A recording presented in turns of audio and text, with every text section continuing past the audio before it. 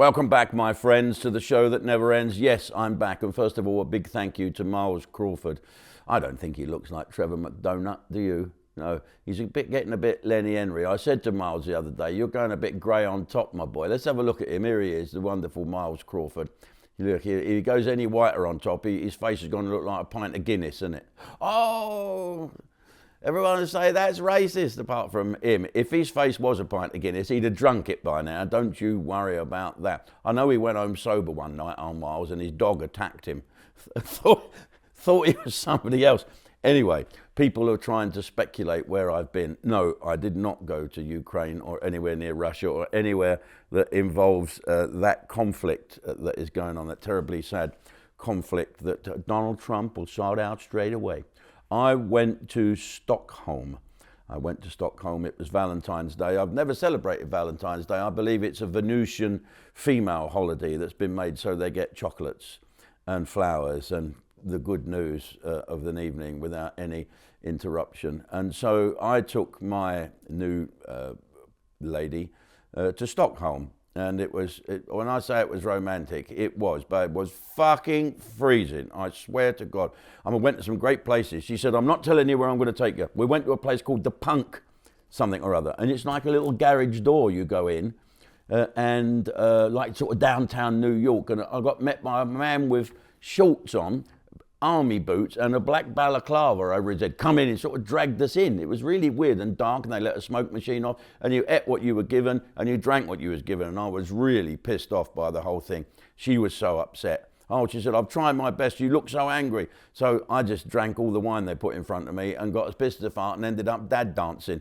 Yeah, I think that's when she regretted taking me there. But it was a fantastic week. And we finished off by going to a lovely restaurant in Stockholm called Nana. And here's a picture of Natasha and I there with a Swedish man and his wife. His name was Patrick. I think her name was Barbara. And there was only the four of us there. It doesn't mean the restaurant was empty. It was one of those tasting restaurants. And this man came out with loads of different dishes. It was a Japanese type fusion thing, but he was Swedish. Here he is now. You've got to go. And someone said, that looks scary. He looks like Hannibal Lecter. And that is a bit of Wagyu beef that he was cutting up. And I had Natasha's bit as well because she's a lefty. Well, not quite a lefty. She's from Southeast London, so they don't exist. But she is a vegetarian. So while I was eating that gorgeous beef, she was at a plate of grass that the man had just cut his lawn with and took it out, that thing you put on the front of the lawnmower. You know that thing? I don't know what it's called, but they go on there. And so she had a little bit of that with some soy sauce on it. Anyway, another couple of celebrations that's been happening. We should celebrate the fact that that bloke, that nutter, chemical attacker, illegal asylum seeker, illegal migrant, sex offender, has been found dead in the Thames with still half his face fallen off and the eels at the other bit of it. So that's a celebration. And a special celebration to Roy Chubby Brown, or as Jimmy Jones called him on in the program we did, Chubby Roy Brown. And a happy birthday to my son, Freddie. Freddie Davidson, happy birthday, my boy. I'm very proud of you and your lovely family. And I'll see you soon, no doubt. There's another celebration going on today as well. That this morning at 9 o'clock, I got up and looked on my computer and my divorce certificate came through. This is not it, but it's sort of like this. So I'm divorced again. That's my 5th divorce. And there you go. That's it. We're done. The house has been sold, and that completes at the end of March. Touch wood. So it's a new chapter for us all. I spoke to the ex-wife Michelle today, and I wished her the best of luck about ongoing, and arranged to take a few little bits and pieces out of there. And I did. She said you can come round any time, and I said, well, I only want to go round there to pick up some stuff, but I'm only going to do it if the dogs are not there. So if I call you up, will you take the dogs for a walk? Because I don't want to heap any more sadness on me. People don't think of that when you split up. They do goods and chattels. We had 2 dogs. Could I have taken one? No, I couldn't. What am I going to do with a dog anyway? Anyway, I've got a little step dog now called Luna. She's lovely. And I'm having a great time. And a lot of people are caring about me and seeing bits on Facebook with my new girlfriend. And we're just taking it day by day and enjoying ourselves. It's fantastic. So you never know what's around the corner, do you? You don't. especially in this mad, mad world. Right, well, I've got to say this. I love John Lewis's. I like going in John Lewis's, and I go to Waitrose.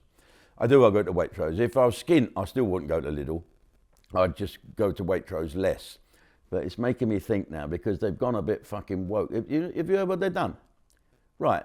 So they've put out they've got an internal staff magazine, right? It's for all the staff, it's like a memo with pictures. But it tells their staff, the parents, the married ones who are parents in their staff, right? It tells them where they can get their kids breast binders. You know what that is? To make your tits all flat. If you're a girl and you've got tits, you can have breast binders, right? And that stops your tits growing. It's fucking unbelievable. And they're promoting a trans activist group called Mermaids, which is currently under investigation by the Charities Commission.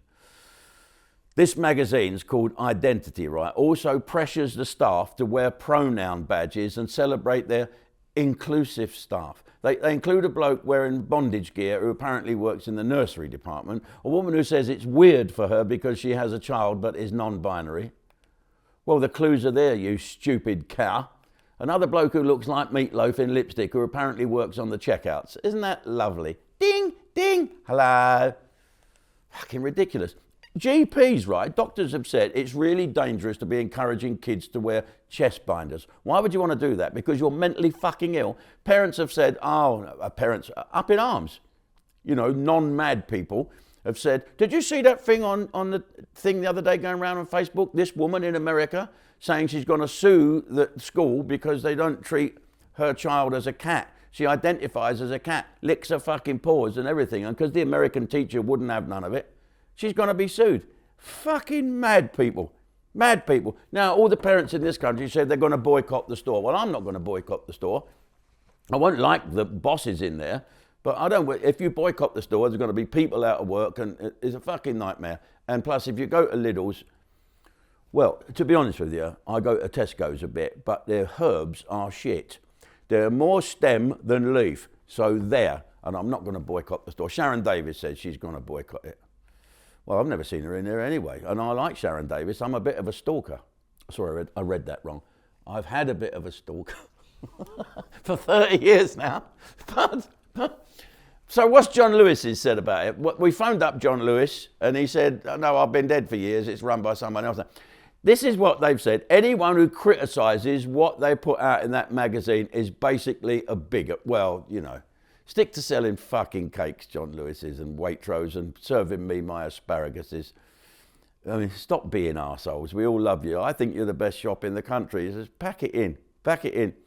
Don't turn into the NHS. They've gone fucking mad. Right, the University Hospital in Sussex says that breast milk from trans women, which practically translated means men, with the help of drugs, is comparable to that produced by a woman following the birth of a baby. So a man who's got man boobs can take some drugs and feed fucking kids with it. Well, it's absolutely fucking stupid. This is child abuse.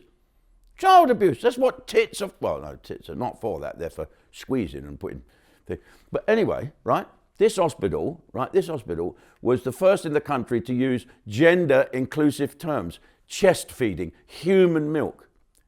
Because they want to be inclusive of trans and non-binary people. Make this fucking stop. Do they not have any idea what the fucking hoops women have to jump through when they're pregnant? Hundreds of things they can't do, and I know all about that. Don't you worry. They can't eat, can't drink, can't go on a pogo stick. Doing, doing. Oh, shit. Pick that up, will you? It's amazing, isn't it? All because, now, some fucking geezers who have a fetish of having their nipples sucked by a newborn baby, right, come along and tell hospital bosses, they're saying, no, let babies drink our milk. I'm a man. I want to breastfeed. Yeah. But bit of nipple gunk coming out of here, full of fucking polyunsaturates and God knows what and fucking MSG. Stop this fucking bullshit. You can't breastfeed people if you're a man. We used to do this joke at school because we had triplets at school. In Charlton, there were 3 boys, identical they were, and 2 spoke really nice like that, and the other one had a deep voice. So I said to the one with the deep voice, Alan, why ain't you got a nice voice like the other 2? Well, it's when we were babies. What? He said, well, my mum only had 2 tits, so I had to suck me dad's. You couldn't make it up, could you?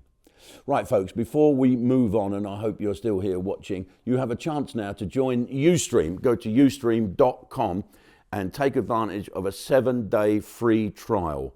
Okay? A 7-day free trial. That'll be good. You'll enjoy that. And so I also want you to go to YouTube and type in Veterans in Action and have a look at Lewis's story. This is a guy, Lewis. I've met him many times, and he's been helped by the brilliant Veterans in Action, Billy McLeod and his team. They're just great. Do me a favor, get on there, have a look. If you can't find it, give them a donation via the Ustream charity fund. The details are here. Take advantage of the 7-day free trial, and I'll see you over on Ustream. I'll now carry on talking to our members. The governor, Mr. Jimmy Jones! He gave me the name Jimmy Jones. Oh, what was your name before? Albert Simmons.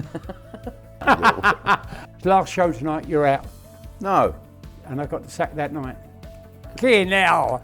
And I thought, I'd get like that. Why did you have such a problem getting on to the early series of the comedians? What happened there? That was caused to me by who I thought was a friend. He said, well, let me tell you, if he's your friend, you don't want another enemy.